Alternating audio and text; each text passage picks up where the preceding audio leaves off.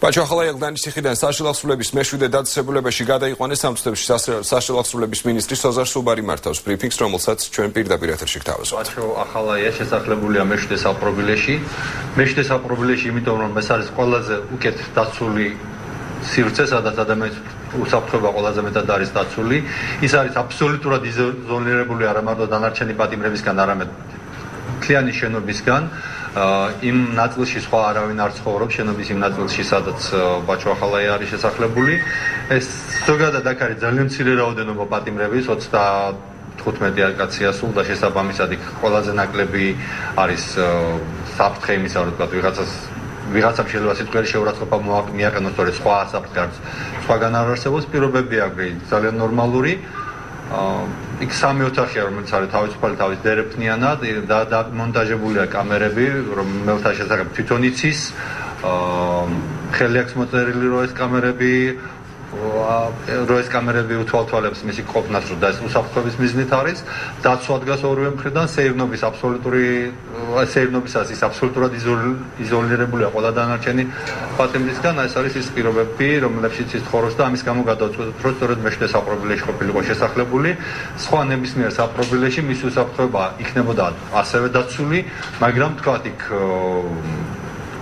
მოგეხსენებათ ძალიან ბევრი განაწყენებული ადამიანი ყავს და იგივე შეურაცხყოფა, პირილი, სიტყვიერი შეურაცხყოფისგან დაცული არ იქნებოდა. ჩვენ უბრალოდ ვიზრუნეთ ამ შემთხვევაში თვითონ მასზე, მის უსაფრთხოებაზე და რომ თვითონ არ ყოფილიყო, არ ეგრძნო თავი რაღაცა დაჩაგულოდ, ამის გამო არის მეშვიდე საპრობილეში შესახლებული. თუ კითხვები გაქვთ, კი პასუხებთ. უკაცრავად მერვეში ხონდა ასეთ ფაქტებს ადრილე, იგივე სიტყვა შეურაცხყოფას მოხდა ასეთ რაღაცები.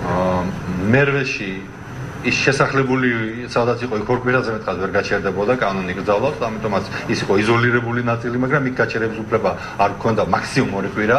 ორი კვირის მერე ის უნდა გადაგვესახლებინა კორპუსზე, სადაც ცალკე კორპუსს ვერ დაუთმობდით და ყველა სხვა შემთხვევაში იყო მოსალოდნელი, რომ პატიმრების რაღაც ნაწილში მღელვარება გამოეწვია და მეშვიდეში ეს არის გამორიცხული. და მოსალოდნელი გასაგები, მაგრამ იყო შემთხვევაში ციტყვერი შეურაცხყოფა მიაყენეს მას პატიმრებმა გაშორდა. არ ვიცი, ყოველ შემთხვევაში თვითონ ამას ვერ გაიგებდა, იმიტომ რომ ის ადგილი, სადაც თვითონ იყო, არის იზოლირებული დანარჩენებისგან და карантинში და карантинში დიდხანს ვერ გავაჩერებს, იმიტომ რომ კანონი გზავნოს ორ კვირაზე მეტხანს карантинში ადამიანის გაჩერებას.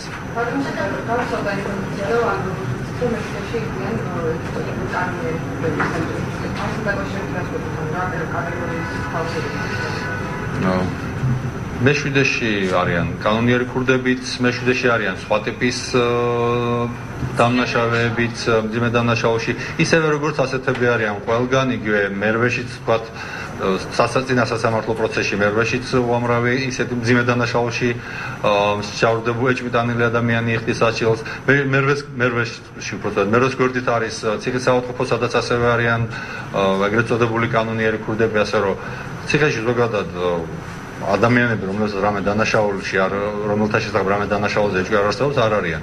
ისევ და ისევ იმეორებ, მეშვიდე საპრობილე არის ადგილი, სადაც ყველაზე მეტად არის ის იზოლირებული დანარჩენი პატიმრებისგან. ყველა სხვა შემთხვევაში მოგვიწევდა თქვა მერვე საპრობილეში, იმისთვის რომ მის მიმართ არ ქონოდა თუნდაც სიტყვიერი შეურაცხყოფის ადგილი, მოგვიწევდა მთელი კორპუსის დაცლა ალბათ. ეხლა მთელი კორპუსის დაცლა რო შეუძლებელია, მე მგონი თქვენ წვდებით.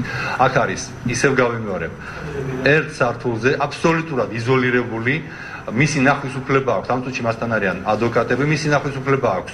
როგორც მის ადვოკატებს, ისევე სახალხო დამცველის წევრებს, ისევე პრევენციის ეროვნული მექანიზმის წევრებს და ისე 51 კაციანი საზოგადოებრივი მონიტორინგის წევრებს. ერთადერთი, როდესაც ახლა მაღალი საზოგადოებრივი ინტერესის გამო ერთად მიდის 10, 15 და 20 კაცი და ყველა ერთდროულად იხდოს შესვლას, ბუნებრივია ვერ შეუშვებთ, მაგრამ დღის განმავლობაში ყველა მათგანს ექნება შესვლის შესაძლებლობა, მანამ სანამ თვითონ Pachoxalaya არ დაიღლება და არ ეთქვის, რომ აღარ მინდა ამდენი ნახველი. ხა ძალად იქ ვერავის ვერ შევიყვანთ, ბუნებრივია. ბუნებრივი არანაირი პრობლემა არ არის, ყველა შევხვდებით, ყველას გამომართავთ. სხვათა შორის აქვე დავამატებთ, რომ ეს არის საპრობილე, სადაც იყო შესახლებული ირაკლი უქრუაშვილი, ასევე ყოფილი გენერალური პროკურორი, ყოფილი შინაგან საქმეთა მინისტრი, ყოფილი თავდაცვის მინისტრი და მე ვფიქრობ, რომ მაშინაც სწორედ მე მაშინ სახალხო დამცველი ვიყავი და სწორედ ასევე უსაფრთხოების მოსაზრებებიდან გამომდინარე შეასახლეს ირაკლი უქრუაშვილი ამ საპრობილეში.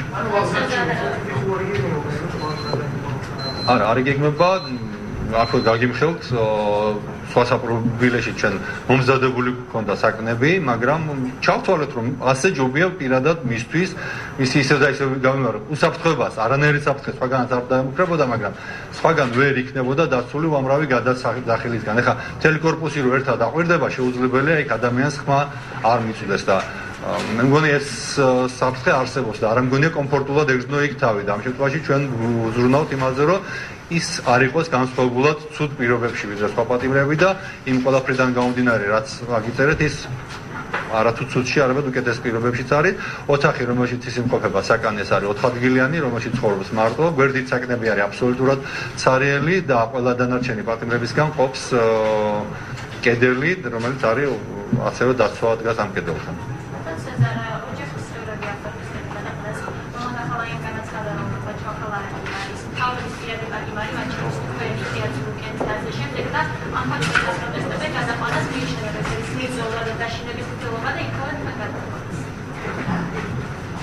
ისევ და ისევ მე ვაგებ პასუხს უსაფრთხოებაზე და არა მარტო უსაფრთხოება, არამედ ვიზრუნეთ ცოტა მეტზე. ვიზრუნეთ იმაზე, რომ არ ქონოდა 24 საათიან დისკომფორტი იმისგან, რომ პატიმრებს არ მიეყენებინათ შეურაცხყოფა. ეს საქართველოში შესაძლებელია ერთადერთ საპრობილეში, ეს არის მე-7 საპრობილე. ყველა დანარჩენში არის ათასობით ადამიანი და შესაბამისად ახლა ვერავის ვერ აუგზავნავთ, ვერც ყვირილს, ვერც ლანძღვას, ვერც შეურაცხყოფას.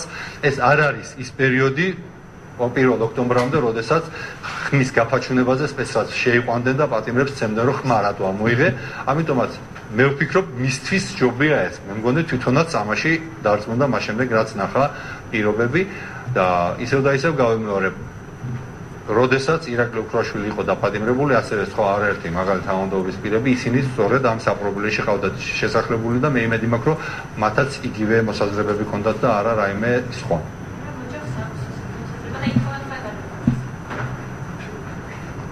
ოჯახს ეკნება სურვილი რომ გათავისუფლდეს.